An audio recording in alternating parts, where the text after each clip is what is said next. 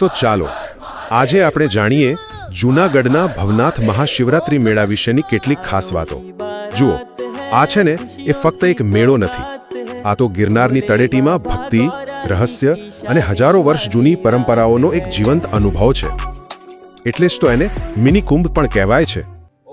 તો આ મેળાની એવી કઈ વાતો છે જે એને આટલો ખાસ બનાવે છે?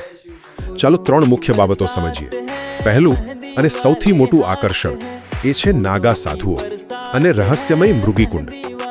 મહાશિવરાત્રિની રાત્રે બરાબર મધરાતે નાગા સાધુઓનું એક શાહી સરઘસ નીકળે છે, જેને રવાડી કહેવાય. અને આ રવાડી પૂરી થાય છે મૃગીકુંડમાં શાહી સ્નાન સાથે. પણ અહીં એક રહસ્યમય વાત પણ જોડાયેલી છે. એવું મનાય છે કે કેટલાક સિદ્ધ પુરુષો આ કુંડમાં સ્નાન કર્યા પછી અદૃશ્ય થઈ જાય છે. આ જ વાત આ જગ્યાને વધારે રોમાંચક બનાવે છે. બીજું, અહીં તમને એક બહુ જ અનોખી પરંપરા જોવા મળશે, અને એ છે જંગમ સાધુઓની. પાઘડીમાં મોરપેંચ અને વસ્ત્રોમાં ઘૂઘરીઓ, આ એમની ઓળખ છે. અને એમની ખાસિયત શું છે ખબર છે? એ લોકો દક્ષિણા ફક્ત બીજા સાધુઓ પાસેથી જ લે. અને સૌથી નવાઈની વાત તો એ છે કે ભવનાથના શક્તિશાળી નાગા સાધુઓ પણ તેમને નમીને દક્ષિણા આપે છે. અને છેલ્લે ત્રીજી વાત, આ મેળાનું મેનેજમેન્ટ.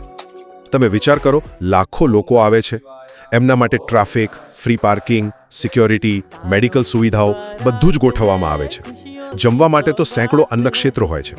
અને હવે તો સંતોની રવેડી અને શાહી સ્નાનનું લાઈવ સ્ટ્રીમિંગ પણ કરવામાં આવે છે. તો ટૂંકમાં કહીએ તો ભવનાથનો મેળો એ આધ્યાત્મિક, રહસ્ય, અનોખી પરંપરાઓ અને આધુનિક વ્યવસ્થાપનનો એક અદ્ભુત સંગમ છે.